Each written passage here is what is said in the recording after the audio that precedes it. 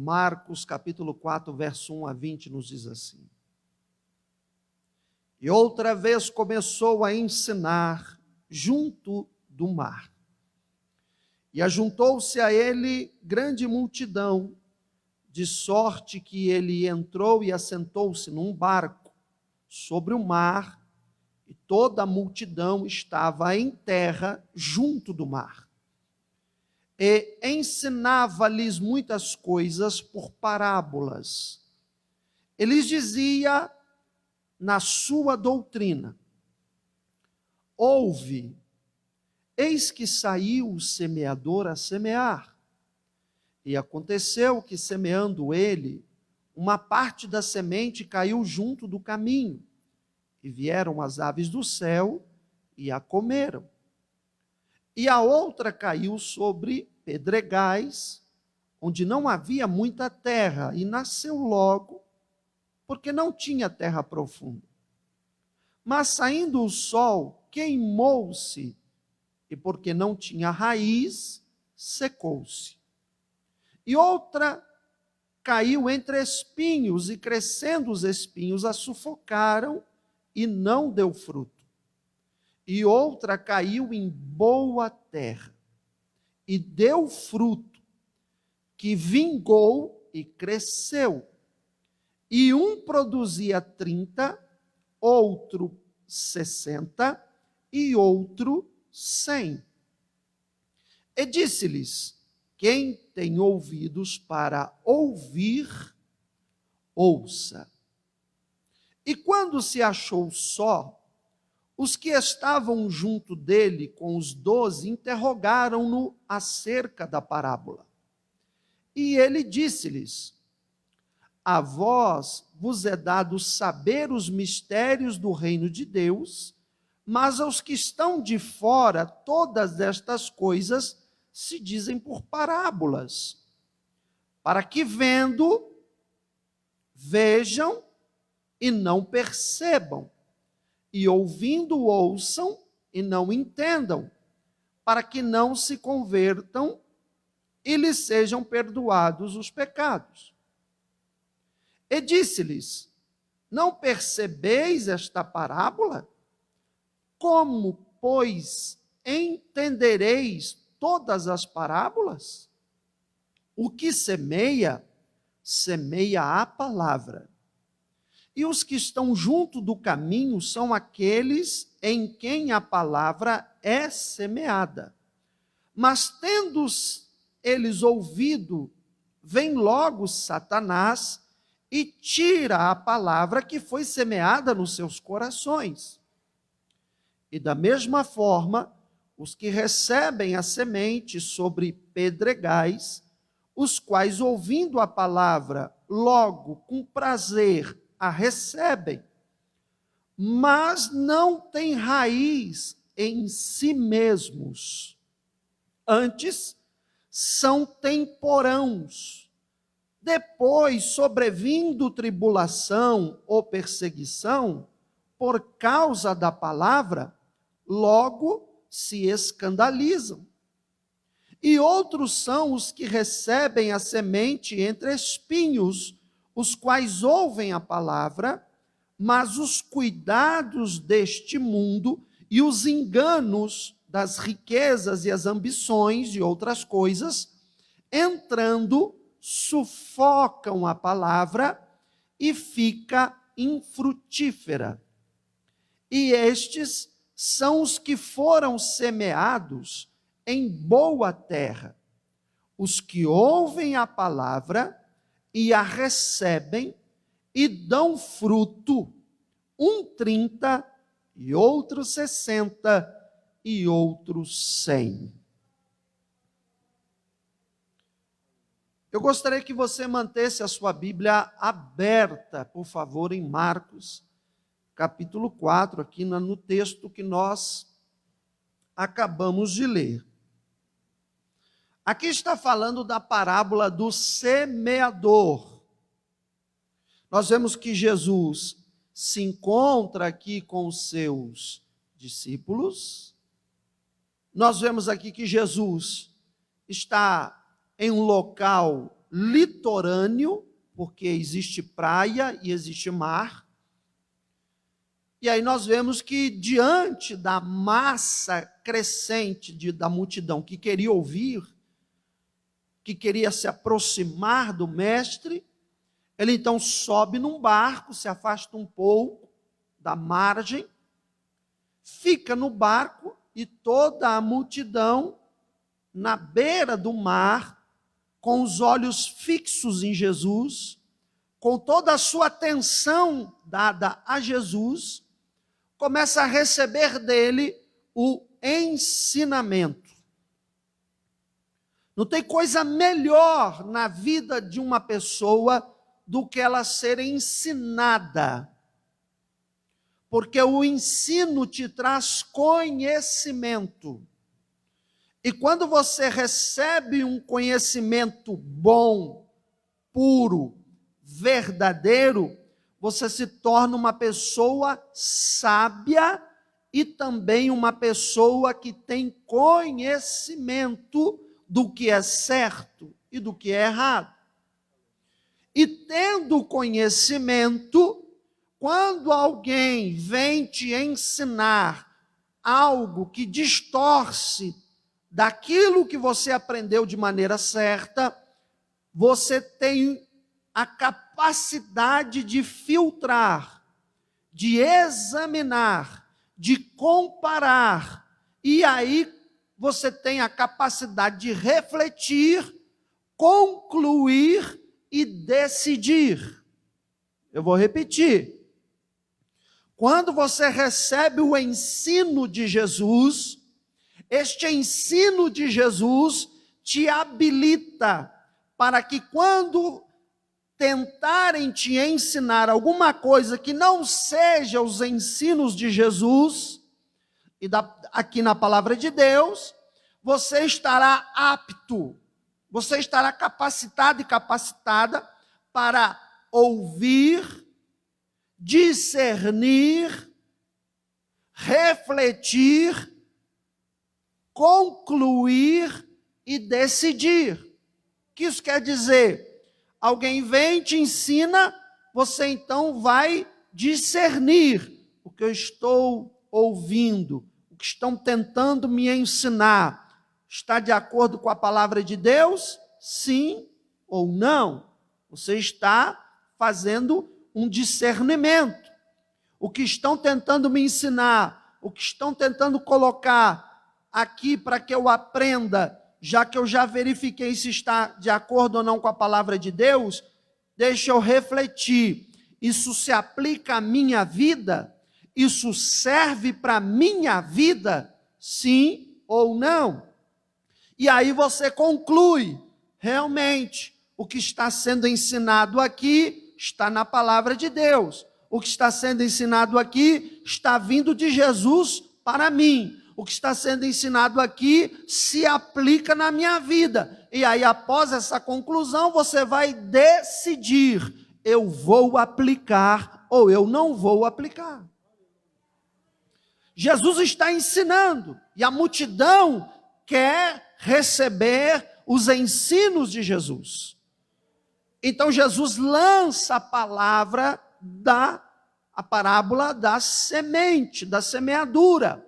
Nós temos o nosso tema aqui deste ano, que está aqui atrás de mim, que 2021 é o ano da colheita.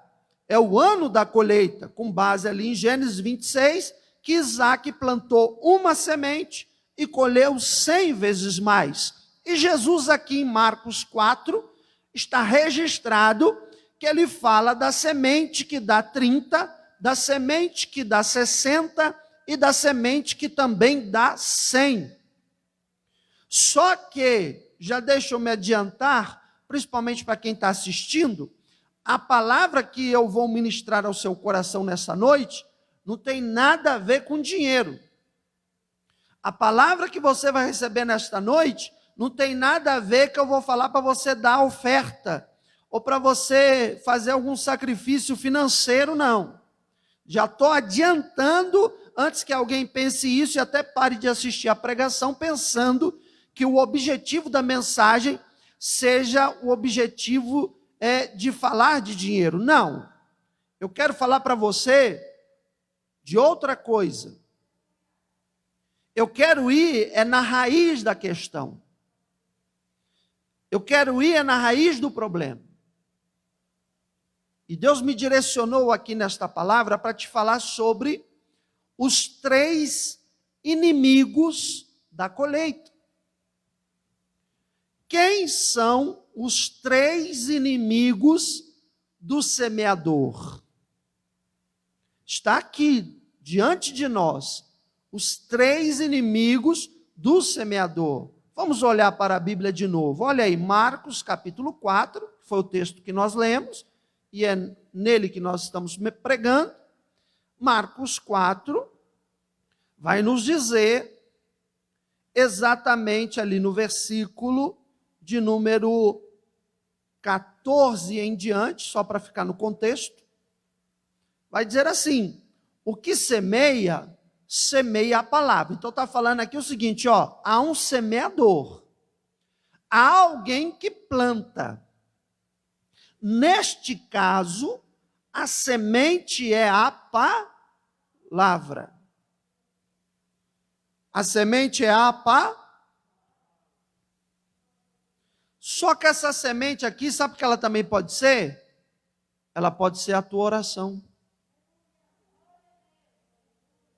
Eu quero que você olhe para o versículo de número 14, e agora eu quero que você coloque no lugar da palavra o que tem sido a tua semente. Aí aqui diria assim: o que semeia, semeia a oração. Caso a semente seja oração. O que semeia, semeia a palavra. O que semeia, semeia o jejum. O que semeia, semeia a obediência. O que semeia, semeia vida com Deus. O que semeia, semeia estar na casa de Deus. O que semeia, semeia ser fiel a Deus. O que semeia, semeia a sua oferta quando ele sente no coração de ofertar. O que semeia, semeia o seu dízimo. O que semeia, semeia a sua fidelidade. O que semeia, semeia na área social, ajuda aqueles que precisam, estende a mão aos mais necessitados. O que semeia, semeia, semeia, semeia e semeia. Ou seja, há um semeador, há uma semeadora. E nesta noite, todos nós somos semeadores. Todos nós. Em alguma coisa você está semeando. Seja semente boa ou seja semente ruim. Por quê, pastor? Porque a Bíblia, ela diz lá em Gálatas: Deus não se deixa escarnecer. Tudo que o ser humano plantar, ele vai colher. Se lá está falando a palavra tudo, Gabriel, se lá está falando a palavra tudo, Felipe, se lá está falando a palavra tudo, sabe o que isso quer dizer? Que não é só a palavra.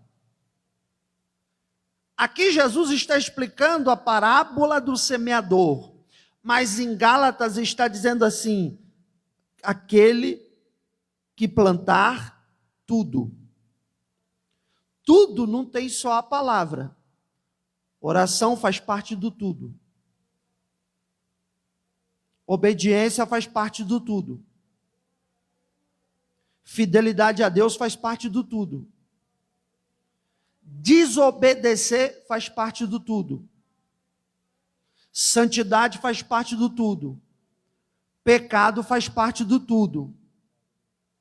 Lá está escrito: tudo que plantar, certamente colherá, em Gálatas. E Jesus está falando assim: a semente é... Eu vou trocar com a permissão do Espírito Santo, porque eu não estou pregando uma heresia. A semente, sabe o que é aqui? Tudo. Tudo. Tudo. Então vamos ler o versículo de número 14 de novo. O que semeia, semeia tudo. O que semeia, semeia tudo. Aí vem o primeiro inimigo do semeador. O primeiro inimigo da semeadora. Versículo 15. Diz assim: vem logo Satanás e tira a palavra que foi semeada nos corações. O primeiro inimigo de quem planta, ou seja, seu inimigo, porque você é um semeador, o primeiro inimigo de quem planta se chama Satanás.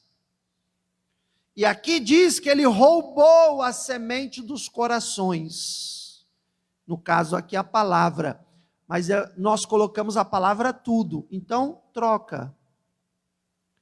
Logo vem Satanás, está no versículo 15, logo vem Satanás e rouba o tudo dos seus corações. E esse tudo, novamente explicando, esse tudo não tem nada a ver com questão financeira. Ah, você vai ter que dar tudo, entrega tudo. Não, tira essa conversa daqui. Isso não faz parte dessa mensagem aqui. Esse tudo que eu estou falando é no sentido de abrangência de semente. Oração, jejum, santidade, obediência, como eu já falei aqui antes. Então aqui está dizendo o seguinte: você quer plantar oração e o diabo vem e quer roubar. Você quer plantar obediência, o diabo vem e quer roubar. Você quer plantar santidade, o diabo vem e quer roubar. Então você precisa entender que o seu inimigo se chama Satanás. Ele sempre se levantará quando você decidir semear. Ele sempre se levantará para tentar impedir que você tenha uma boa colheita. Olha o que a Bíblia diz em 1 Pedro, capítulo de número 5 e versículo de número 8. Coloca para mim no telão aqui.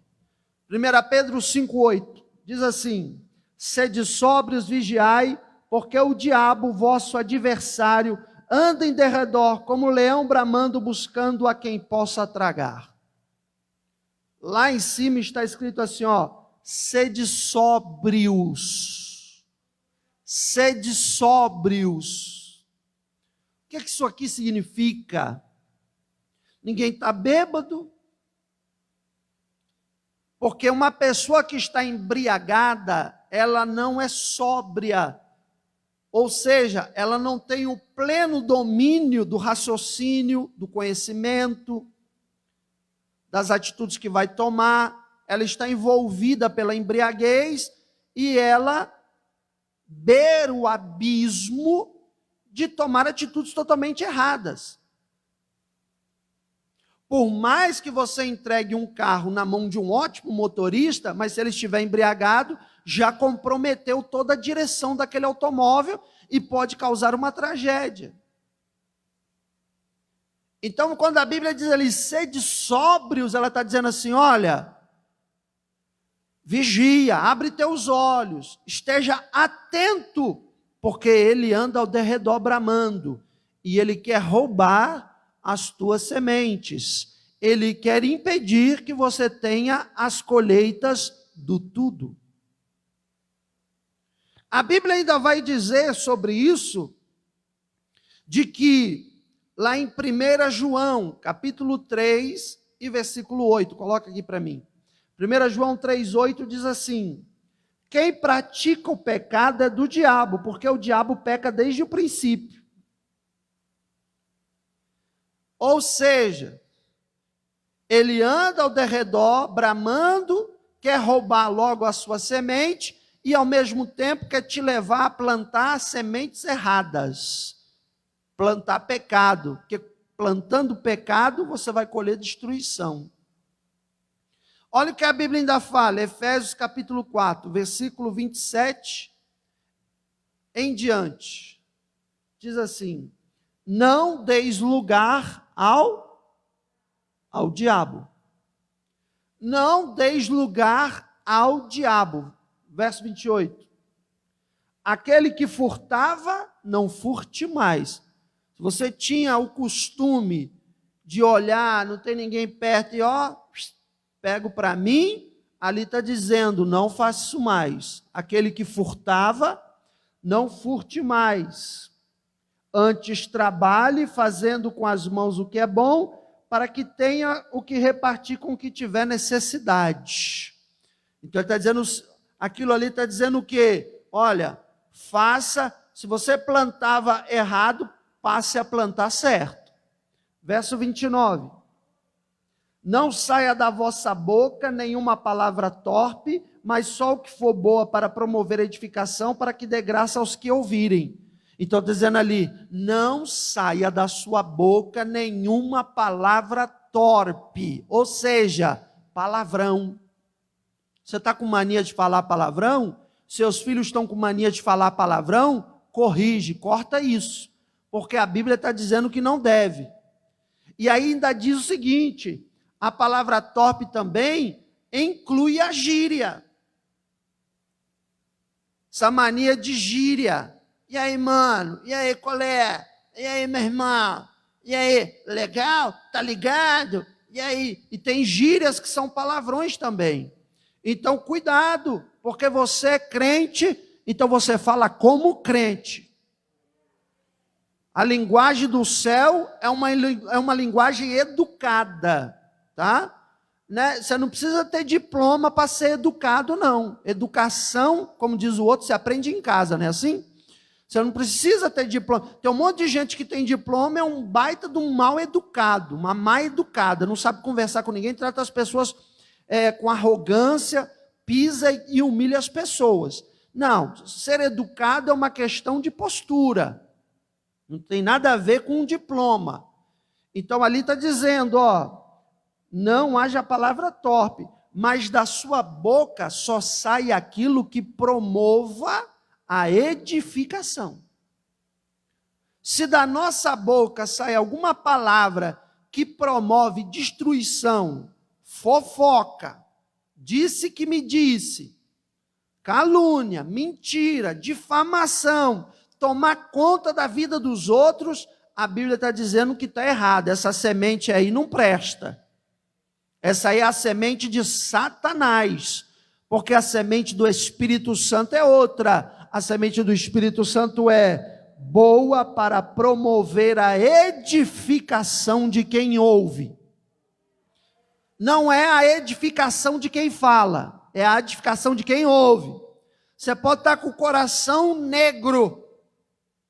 Você passou um dia muito difícil. Como diz lá na terrinha, você está subindo nas tamancas. Você está à flor da pele. Porque tem aquele dia que é o dia mau, não foi bom. Você passou por aborrecimentos. As irmãs, então, quando estão naquela época do mês específica, o nervo fica à flor da pele. Você pode estar não importa como você esteja. A Bíblia diz, quando abrir a tua boca, edifique quem estiver ouvindo. Aí eu te pergunto, os teus filhos, mãe, os teus filhos e filhas, pai, eles têm ouvido sair da sua boca palavras que edificam os ouvidos deles? Ou se eu sentar com o seu filho e com a sua filha e perguntar, o que o seu pai e a sua mãe falam lá, em casa? E o seu filho com a sua filha me disser, meu pai só fala palavrão, minha mãe só reclama da vida, ela reclama de tudo, nunca nada está bom para ela, é uma mulher rixosa, murmuradora. Minha mãe se acha sempre a vítima de tudo, ela veio no mundo para ser vítima, como se o mundo inteiro conspirasse contra ela e quisesse destruí-la. Você acha que você falando isso, você vai edificar a sua família? A Bíblia diz o quê? A mulher sábia edifica a casa, mas a tola destrói. Então, cuidado, porque Satanás é inimigo número 1 dos semeadores. Ele sempre vai se levantar para você plantar sementes erradas, para você tomar atitudes erradas. Versículo 30. E não entristeçais o Espírito Santo de Deus, no qual estáis selados para o dia da redenção. Olha como que a Bíblia é tremenda. Ela está dizendo assim, olha, você tem que falar aquilo que edifica o ouvido das pessoas. Você não pode falar palavrão, gíria. A Bíblia não aceita isso. Você tem que estar sóbrio e entender que o inimigo está bramando ao redor, querendo te devorar. Então você tem que vigiar. E aí ela vem e diz assim, e não entristeça o Espírito Santo.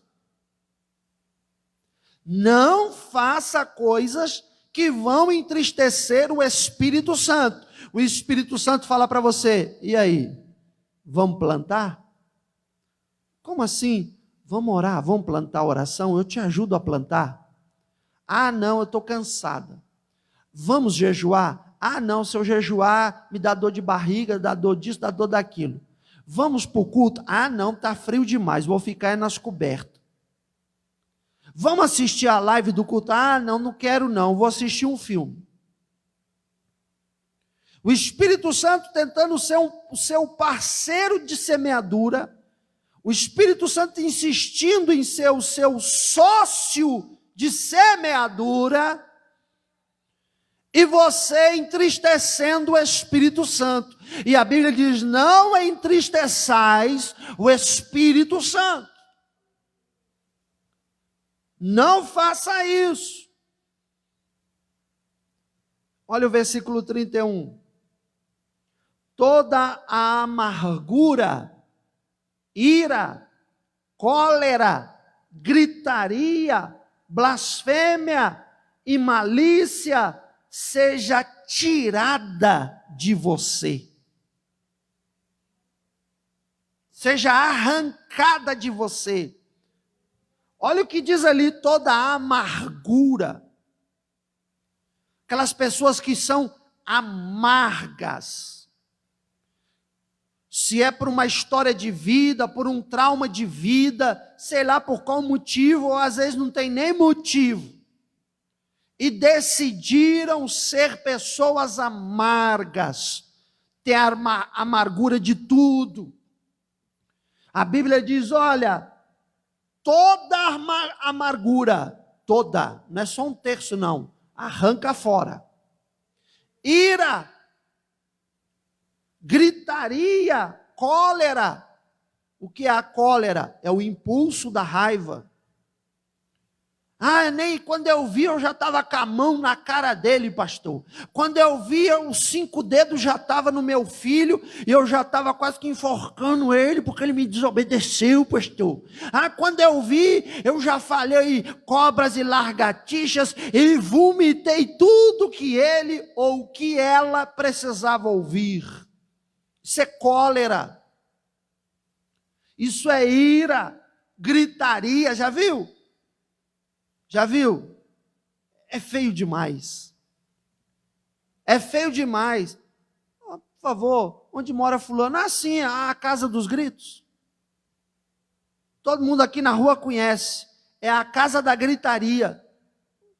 O pastor fala assim, eu não vou lá mais não, vou embora. Dá até vergonha de ir lá. Porque todo mundo que lembra daquela casa, que lembra daquela residência, só lembra da gritaria. Desculpa a expressão aqui, que eu vou falar, só lembra do pau quebrando. Aqui está dizendo, tira a cólera, tira a ira, tira a gritaria, tira a amargura, tira a blasfêmia. Cuidado com a blasfêmia.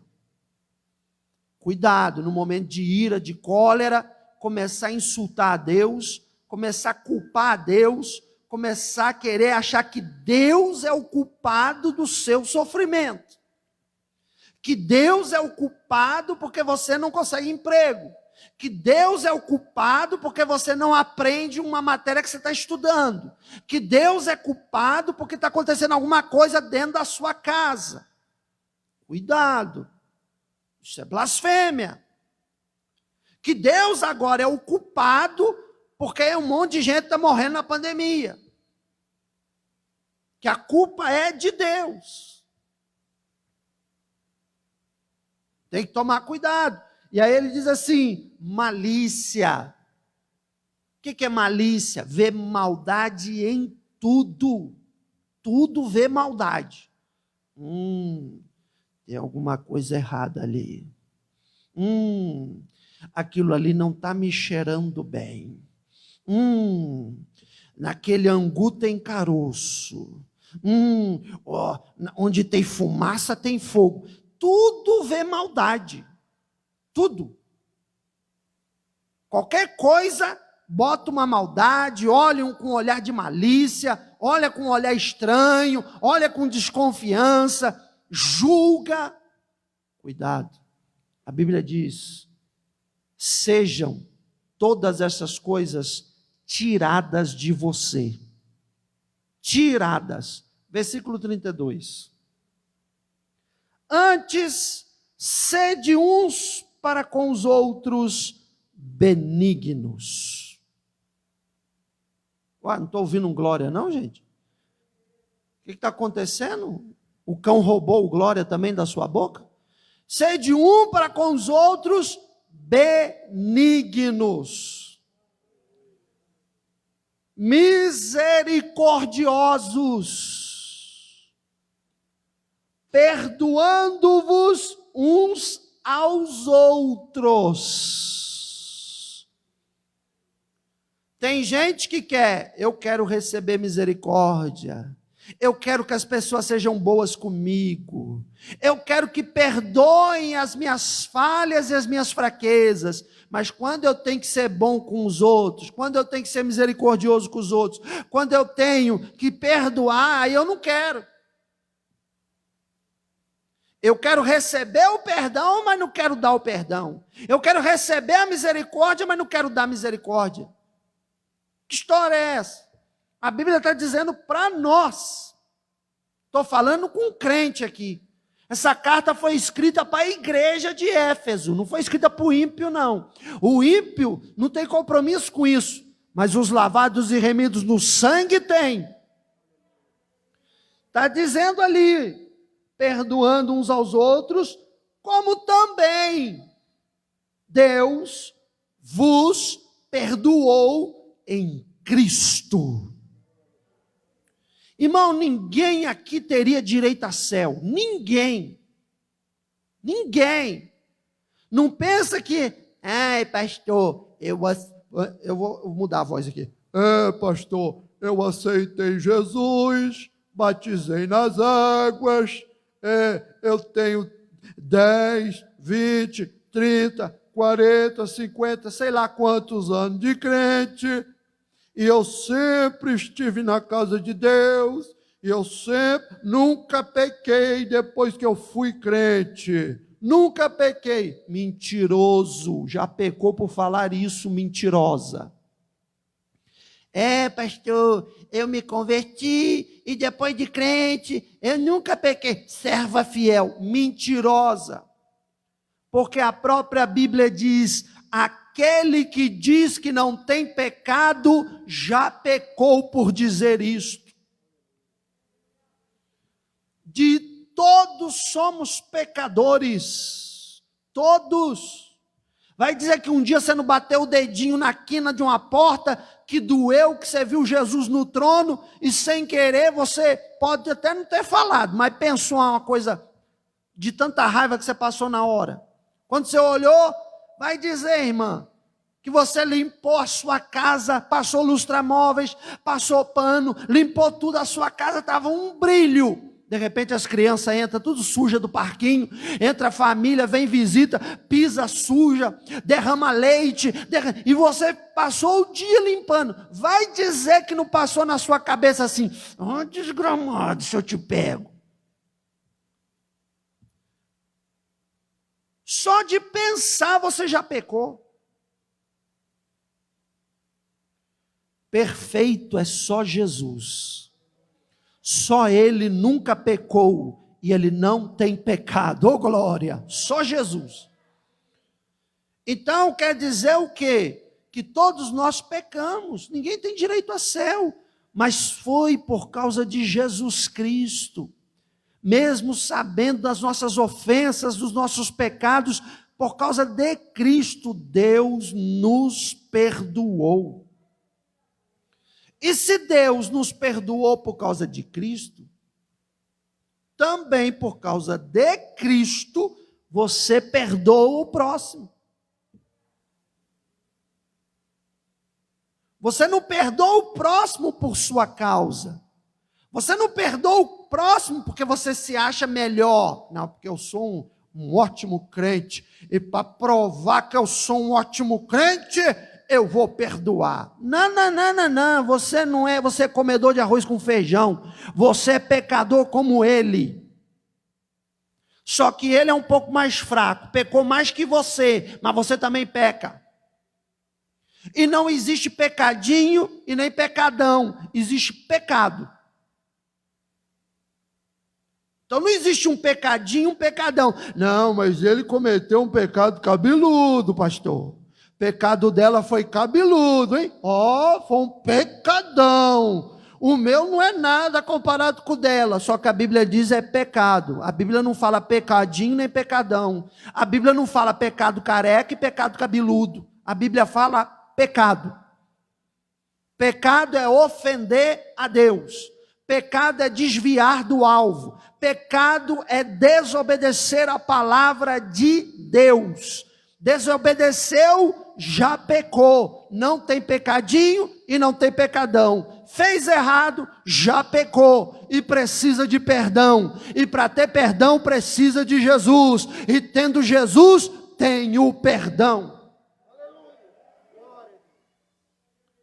Agora, para você perdoar o próximo, não é por tua causa, não. Não é porque você é crente, não. É por causa de Jesus. Senhor, como o Senhor me perdoou em Cristo. Está ali no telão o versículo, Efésios 4:32.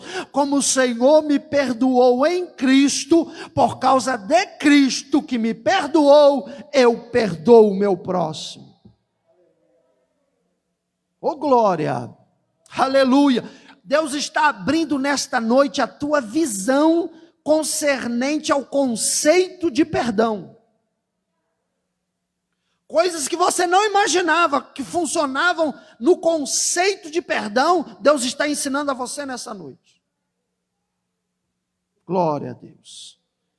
Então, agora que eu sei que tem tudo isso, como é que eu vou vencer o diabo, pastor?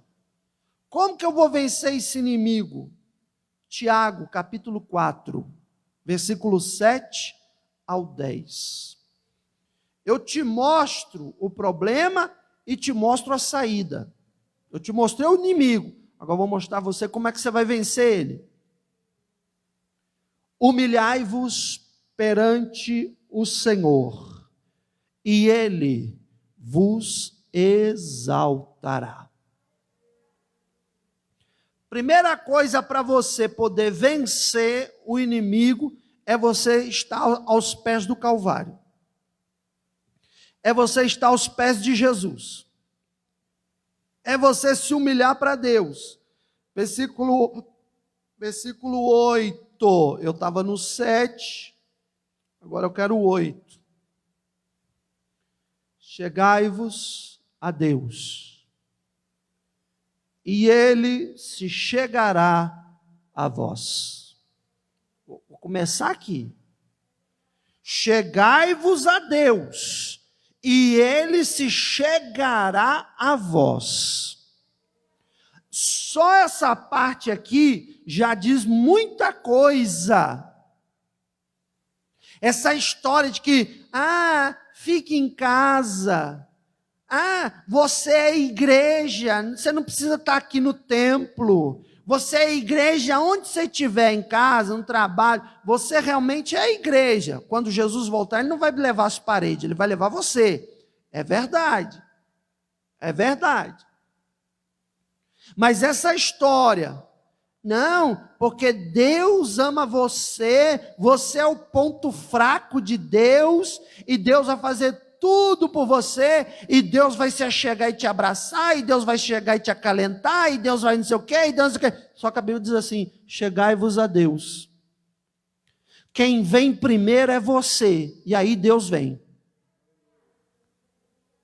Não, eu só vou para Deus se Deus se revelar para mim. Eu só vou para Deus se Deus se aproximar de mim. Primeiro é você que chega, bonitão. É você que se aproxima primeiro. E aí ele chega em você. E aí ele te aceita. Porque é assim, o menor procura o maior. Está entendendo? E o menor somos nós, e o maior é ele. Limpai as mãos, pecadores, e vós de duplo ânimo, purificai os corações. Está dizendo o quê? Você quer chegar a Deus? Eu quero. Então já vem preparado para a limpeza. Você pode estar sujo, mas quando você vier para Deus, já venha preparado para a limpeza, porque Ele vai limpar. Ele não vai te receber sujo e deixar você sujo. Ele não vai te receber imunda e deixar você imunda. Ele vai receber você, e quando ele se achegar em você, ele vai te limpar e ele vai te purificar. Verso 9. Senti as vossas misérias, lamentai e chorai, converta-se o vosso riso em pranto e o vosso gozo em tristeza. Ele está dizendo aqui, o negócio é o seguinte: não vem se achando a última Coca-Cola do deserto, não. Não vem se achando a última creme cracker do pacotinho, não.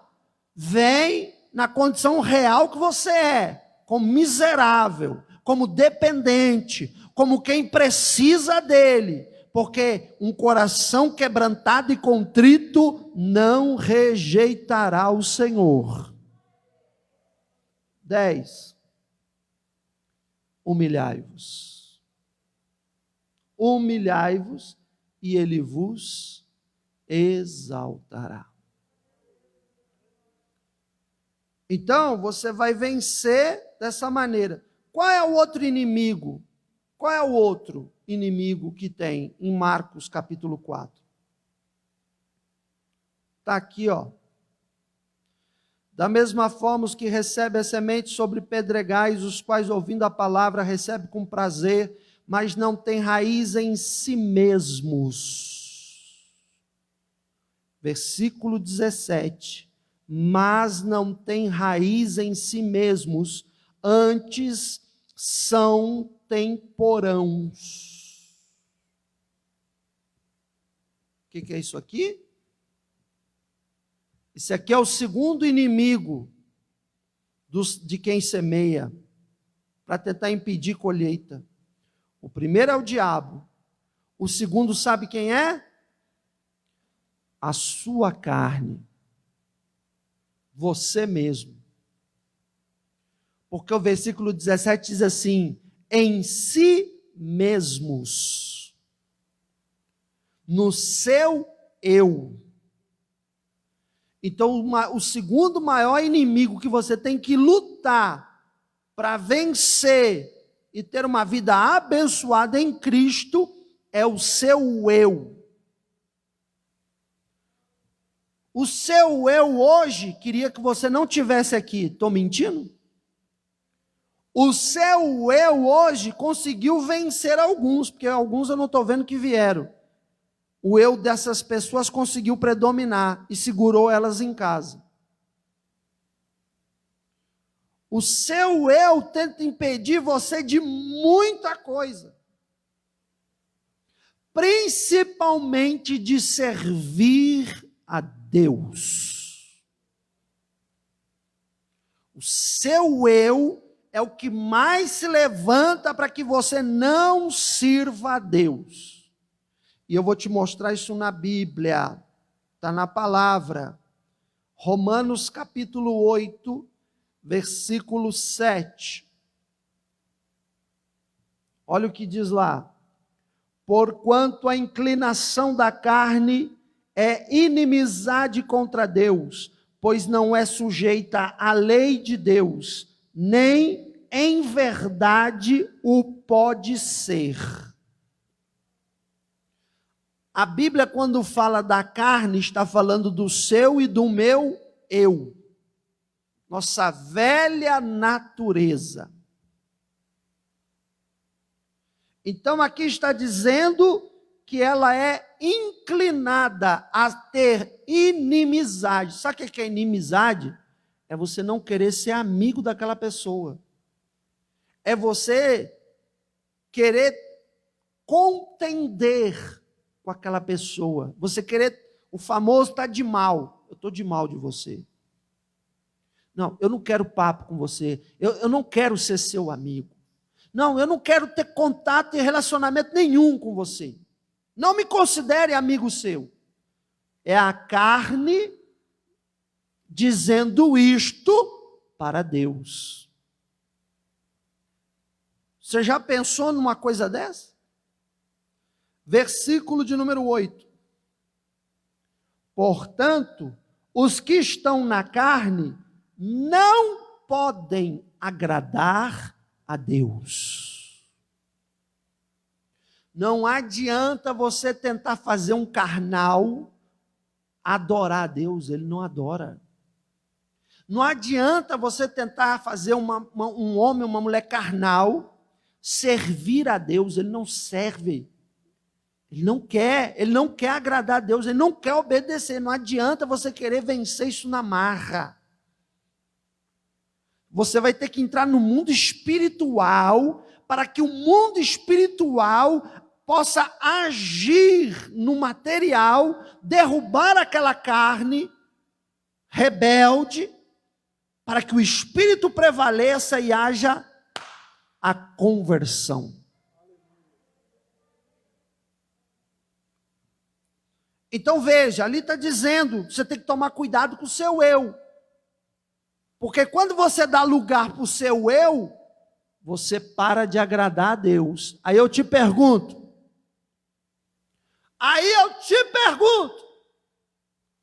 você está agradando a Deus ou não? Se dentro de você a resposta for, mais ou menos, é porque tem carne dominando aí. Ah, não estou não, é porque tem carne dominando aí. E aí vamos ver o versículo 13, parte A. Porque se viverdes segundo a carne, morrereis. Quer ter a tua semeadura morta, colheita morta, e morrer e acabar com tudo? É você viver segundo a carne. O que é viver segundo a carne? Tudo que o seu eu quer, você dá. Tudo que o seu eu deseja, você dá. Você nunca diz não para o seu eu. Ah, eu quero jogar videogame. Joga, eu compro para você carne. Tem casamentos sendo destruídos porque marido está em videogame e abandonando a esposa. Por quê? Porque foi enlaçado, foi amarrado pelo vício terrível do jogo. Porque nada mais é do que um vício de jogo. E o mais importante, que é a sua família, está jogando na lata do lixo. Ah, carne, você quer beber? Pode beber, eu compro tudo para você, dá 1 a 51. Todas as cervejas e tudo que você quiser, carne. Eu compro, você quer? Não vou te dizer não. E daqui a pouco você tem uma pessoa perdendo tudo por causa da bebida e acabando os seus dias com doenças graves como cirrose, hepatite, por aí vai. Cuidado, não dê lugar à carne, não brinque com a carne, não queira medir forças com ela. A carne você vence e derrota. Você não entra em diálogo com ela. Com a carne você não pode ser democrático. Você tem que prevalecer e mostrar para ela que quem manda é o Espírito Santo na tua vida.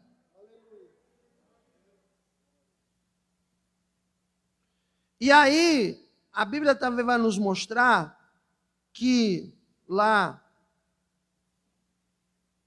em Gálatas capítulo 5, versículo 17, que há uma briga, um conflito.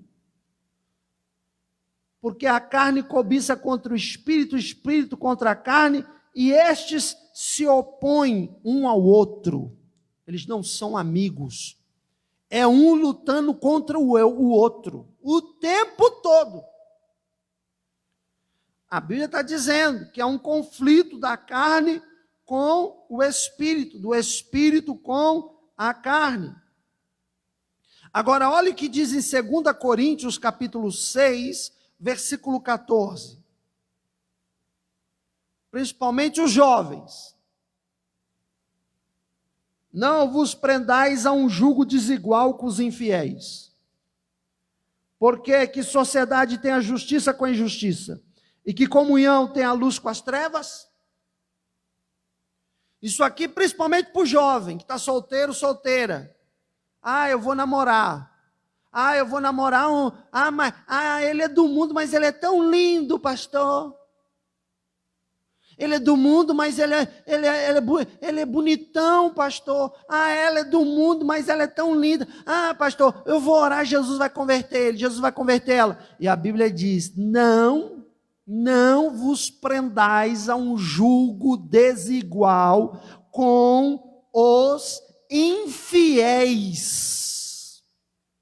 E esse infiéis serve até para crente, não é só para quem está no mundo, não. Ou seja, até crente, quando vai namorar com outro crente, se esse outro crente for infiel, a Bíblia diz para não fazer isso. Porque aquele rapaz está com a Bíblia na mão, dando glória, dizendo para você que ele é crente, mas ele é um infiel, é um crente dentro da igreja que não se converteu de verdade. Pastor, desse jeito então, pastor, eu vou ficar para titia, do jeito que o senhor está falando, é impossível. Você não ora não? Bota teu joelho e vai orar. Clama a Deus, que Deus, ele sabe onde está o varão e a varoa certa para você. E na hora de Deus ele vai providenciar, e no momento certo. E quer um conselho? Quando você tiver com uma idade adequada, madura. 14, 15, 16 anos, isso é a idade para você pensar nisso? É a idade para você pensar em estudar, em ser alguém, em conquistar conhecimento, crescer na tua carreira educacional, profissional. Não é hora de ficar pensando nisso, não. Quem está me assistindo pode pensar, pastor, o senhor nasceu em que época? Não importa a época que eu nasci, o que importa é o que a Bíblia diz. Então, tem que tomar cuidado. Que comunhão vai ter a luz com as trevas? Não tem comunhão. Não adianta você pensar que vai dar jeitinho, porque não dá. Não existe comunhão com a luz e trevas. Aí o que é que vai acontecer? Você casa com o filho do diabo, mais tarde vai ter problema com o sogro. Porque casou com o filho do diabo, o sogro é o diabo. Casou com a filha do diabo, o seu sogro é o diabo. Então, cuidado. Ora, busca de Deus. Não tome decisões precipitadas. Versículo 15. E que concórdia há entre Cristo e Belial, Ou que parte tem o fiel com o infiel? A Bíblia está dizendo para você, jovem. A Bíblia está dizendo para você, irmã solteira. A Bíblia está dizendo para você, irmã desimpedida. Está dizendo para você, ó, cuidado, que parte tem o fiel com o infiel. Por mais, como diz a irmã Maria Ângela, que venha o canto da sereia ou o canto do sereio, não cai nessa não. Cuidado. Verso 16. E que consenso tem o templo de Deus com os ídolos? Porque vós sois o templo do Deus vivente, como Deus disse, neles habitarei, entre eles andarei, eu serei o seu Deus, e eles serão o meu povo. Você pertence a Deus, é propriedade de Deus, você não é qualquer um, qualquer uma não. Você não está numa vitrine à venda para quem quiser comprar não, se dê valor. Versículo 17. Por isso, sai do meio deles e apartai-vos, diz o Senhor, não é nem o apóstolo agora, quem está falando é Deus. Sai do meio deles e apartai-vos, e não toqueis nada imundo, e eu vos receberei. Isso aqui é sério. Está achando que cristianismo é só vestir uma roupa de crente, dar 3 glórias, frequentar um culto e ficar lá balançando o esqueleto num showzinho evangélico gospel? Se você acha que cristianismo é isso, você está mais perdido do que o ímpio lá fora. Cristianismo é mudança de vida. Cristianismo é conversão total. Oh glória! Aleluia! Eu sinto a presença do Espírito Santo aqui. Oh, aleluia. 1 Tessalonicenses capítulo 4, verso 3. Pois estando ainda convosco, vos predizíamos que havíamos de ser afligidos, como sucedeu. E vós o sabeis. Versículo 7. Por esta razão, irmãos, ficamos consolados acerca de vós em toda a nossa aflição e necessidade pela vossa fé. Versículo 8. Porque agora vivemos se estáis firmes no Senhor. Que na verdade não é vivemos, eu acho que é vimos. Se eu estou enganado, o versículo é porque agora vimos. Mas, amém. Como que você vai vencer a carne? Como vencer esse eu que acorda com você e dorme com você todo dia enquanto você estiver aqui nessa terra? Como é que você vai vencer? Hebreus capítulo 12, versículo 14.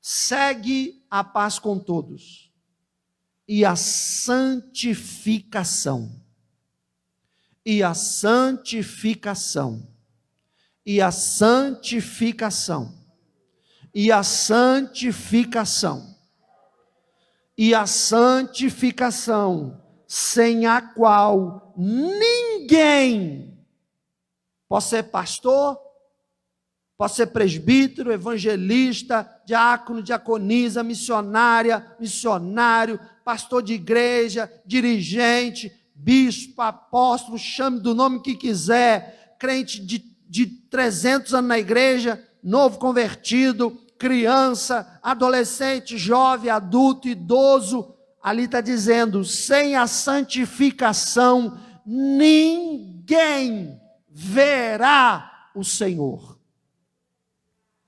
A única maneira de você vencer o seu eu é a santificação. E o que é a santificação? A palavra santificar significa separar-se. É ser separada para Deus. É ser separado para Deus. Não adianta achar que está com Deus, mas não está separado para Ele. Não adianta. Tem que ter atitude. Ah, vamos no baile. Hoje eu acho que chama balada, não é? Vamos na balada? Não. Por quê? Porque eu sou separada para Deus. Eu sou separado para Deus. Ah, vamos no boteco, no pagodinho? Não. Por quê? Porque eu sou separada para Deus.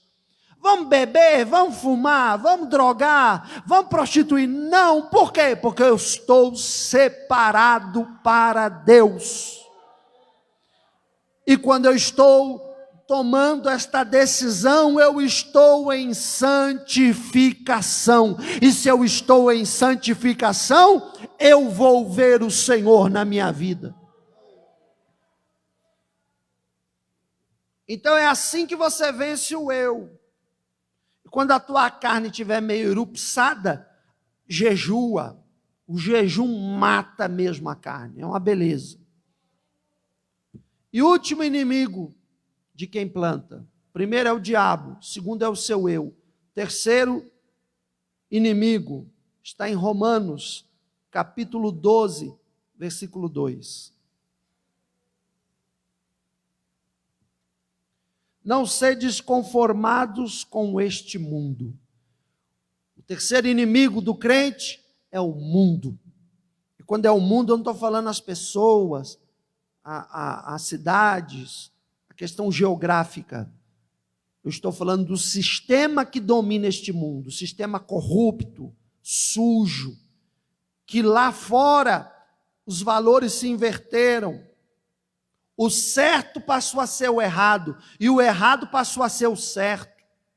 É esse sistema mundano que a Bíblia diz que ele é o seu e o meu inimigo. E a Bíblia vai nos orientar. Se você olhar lá em Tiago, capítulo 4, versículo 4, olha o que a Bíblia vai dizer sobre esse sistema mundano. Adúlteros e adúlteras, não sabeis vós que a amizade do mundo é inimizade contra Deus? Portanto, qualquer que quiser ser amigo do mundo, vai se tornar inimigo de Deus. Eu pergunto, você quer ser inimiga de Deus? Eu acho que não. Não, pastor, eu não quero.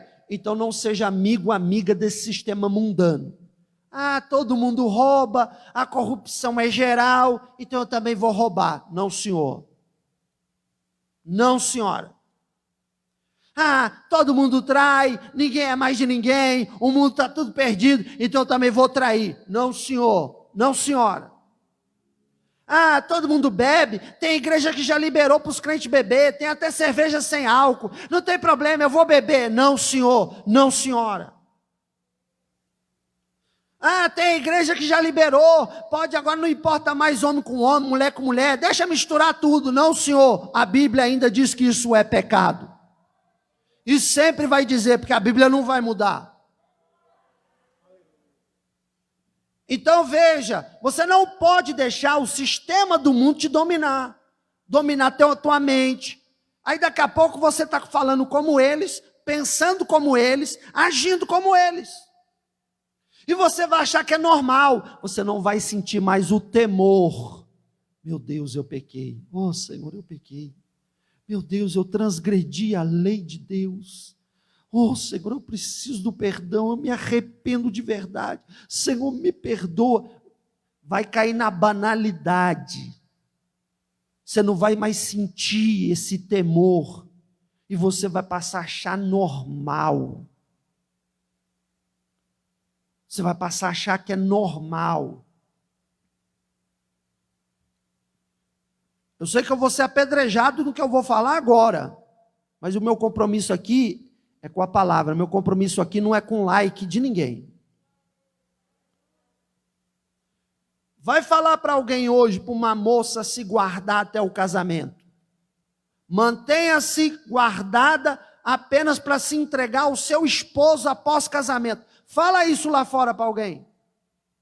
Ri da sua cara, pergunta que mundo você vive, acha você uma aberração.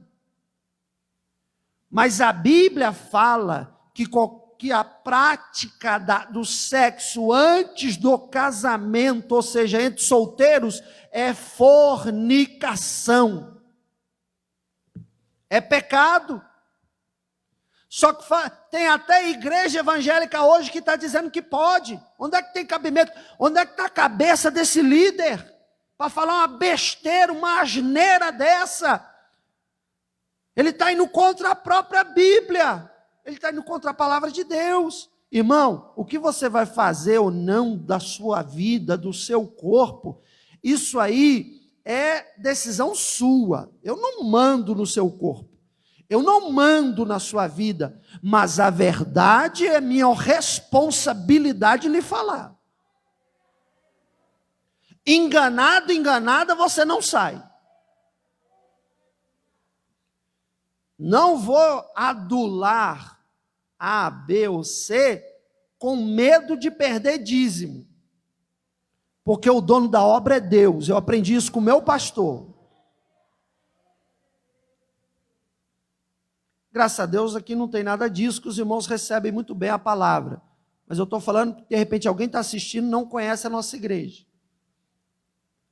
Então veja, esses são os problemas. Como que eu vou vencer o mundo, pastor?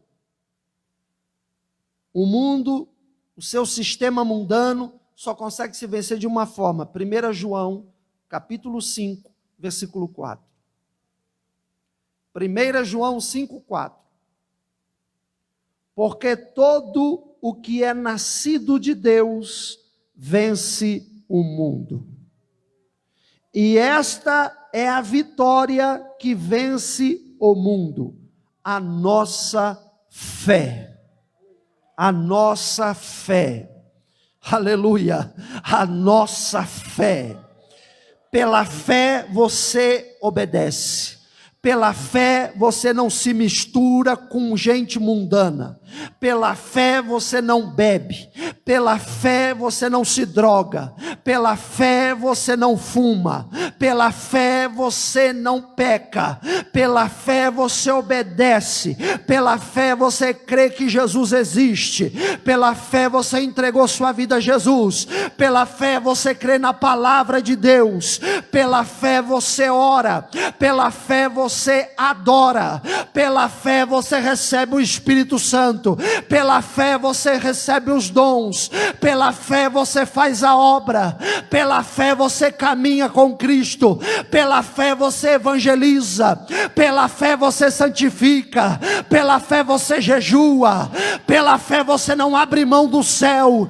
Pela fé você não se mistura com o diabo.